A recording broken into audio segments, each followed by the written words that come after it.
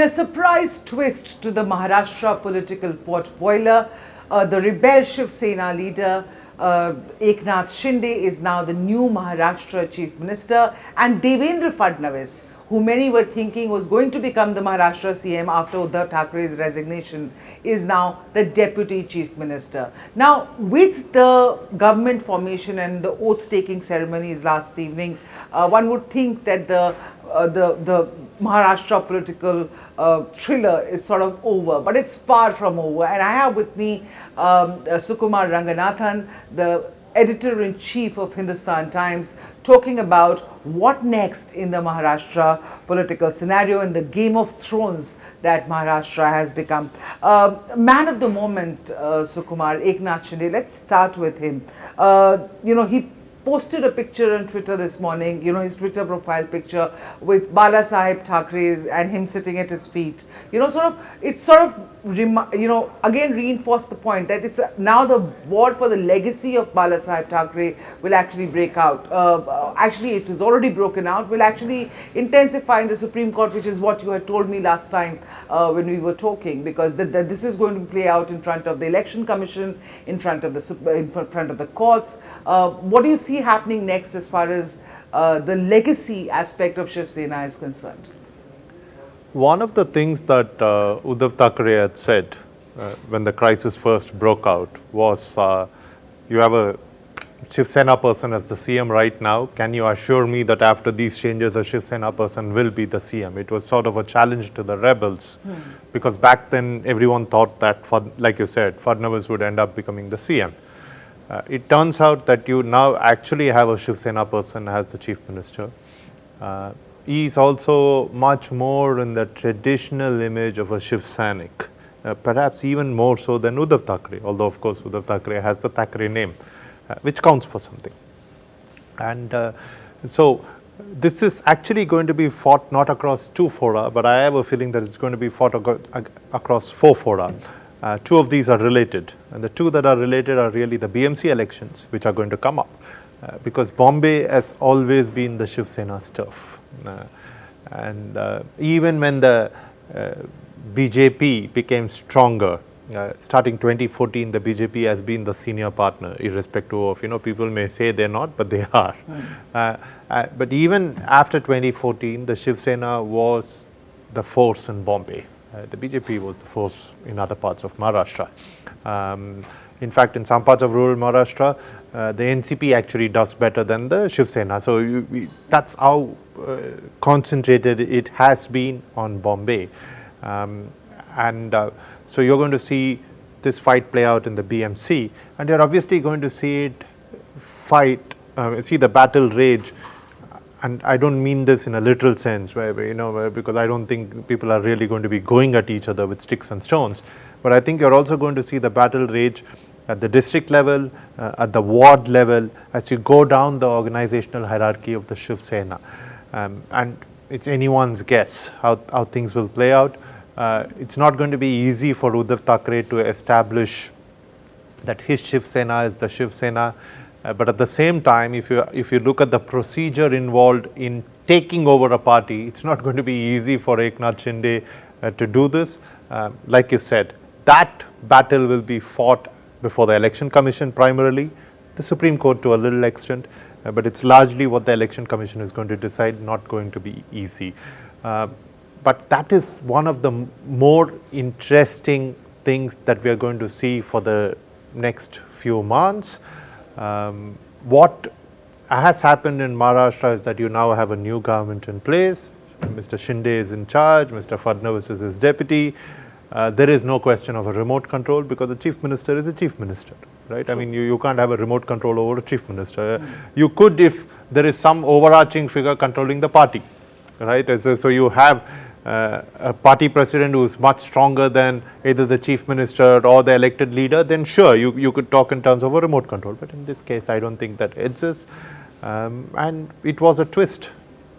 It was definitely a twist, and most of us were glued to our television sets. I think the whole of last evening. It took everyone by surprise. Yes, and when you say took everyone by surprise, I really want to bring up the fact about, I think it even took Devendra Fadnavis by surprise, because he, in the presser when he came out of the Raj Bhavan, he categorically said, "I am not going to be part of this government," and then suddenly there was The party president. Nadda, you know, him saying that we want you to be part of this government. No, and what a very the- public statement. You know, he could have just called up Mr. Fadnavis, but no, it was a very public statement even before. So I don't know what transpired, and you know, Anyone's guess, but if you were to ask me, I think it perhaps is an indication that there was a larger exercise, that this was not a case of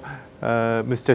Shinde and his faction being unhappy with the way the Shiv Sena was operating and Mr. Fadnavis taking advantage of this. It seems to suggest a more orchestrated attempt behind it all, perhaps orchestrated by the BJP central leadership, with even Mr. Fadnavis not aware of all aspects of the script. Which probably explains why he went out and said what he did, because that kind of communication snafu is not something that you would associate with the BJP. Right. Happens with some other parties, but the BJP, it's always fairly clear. So I think he did not anticipate that he would be asked to be the deputy chief minister. Clearly, I think he would have preferred not to be the deputy chief minister, because you're the chief. you've been the chief minister. Not just that, yeah. you've been Mr. Shinde's boss, Right. because when they had a coalition government in 2014, they fought the election separately, but of course the Shiv Sena later on joined the BJP government. Mr. Fadnavis was the chief minister, and Mr. Shinde was one of his cabinet ministers in that government.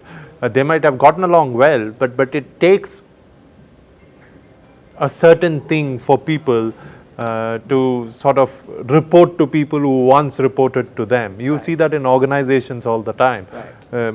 I think everyone should do it, because that is the way of life, both in organizations elsewhere.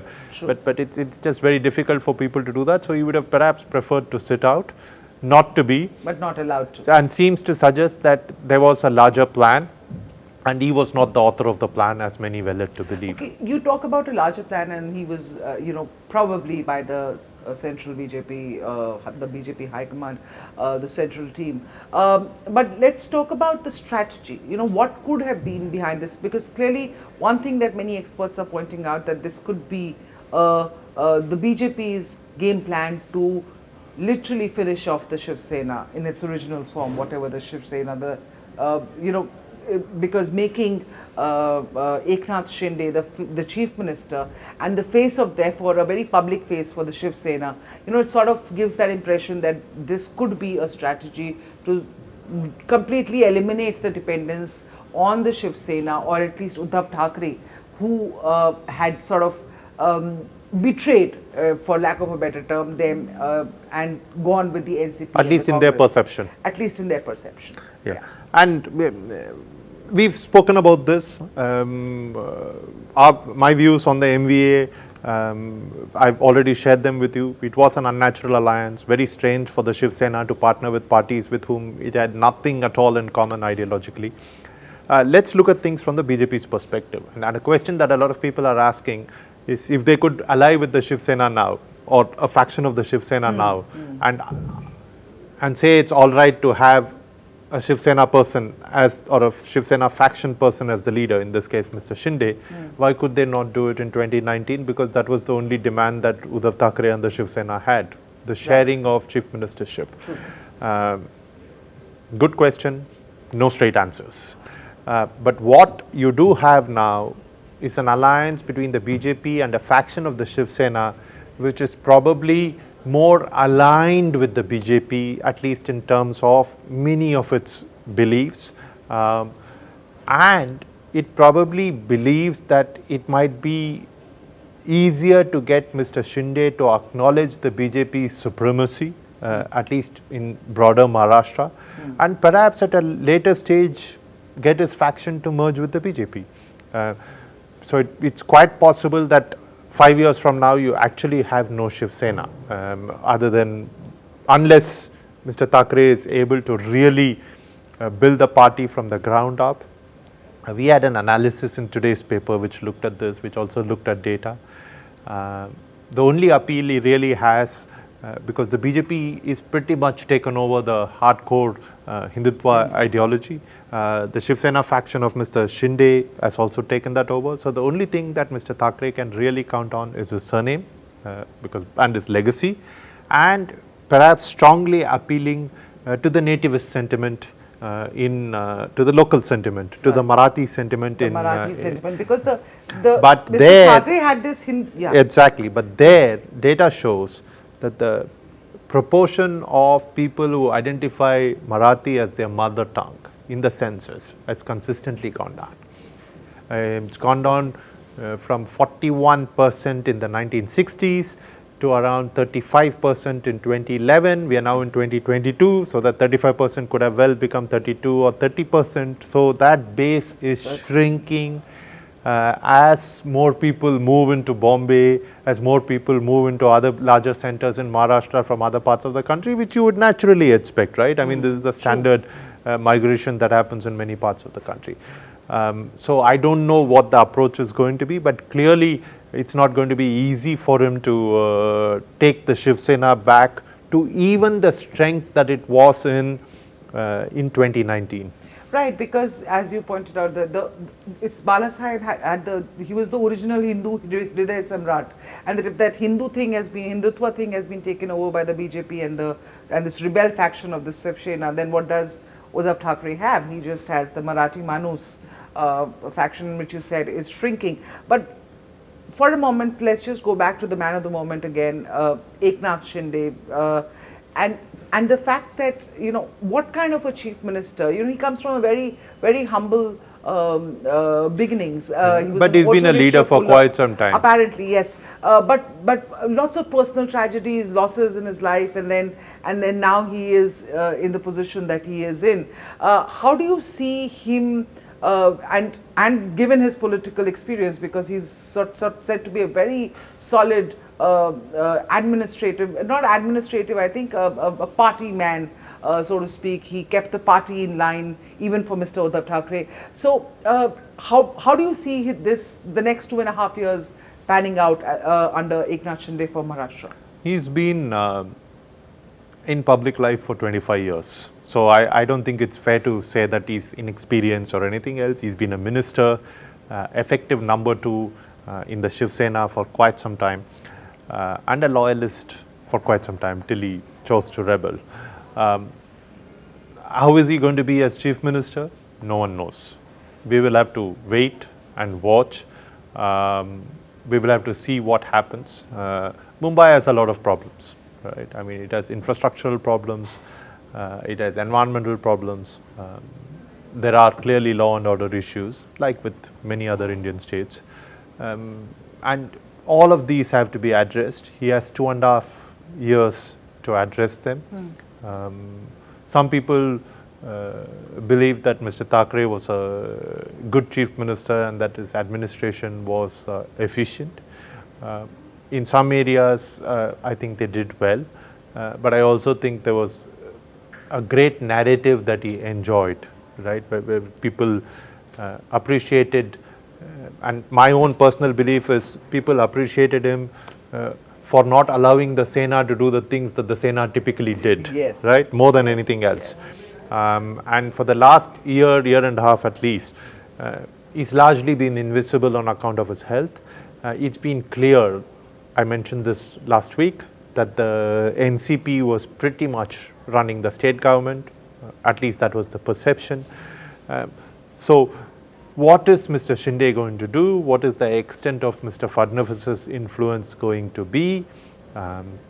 The first decision they've taken is on RA, yes, which has transcended being an environmental problem. It's no longer a question of whether it's logical or illogical to do what they've done.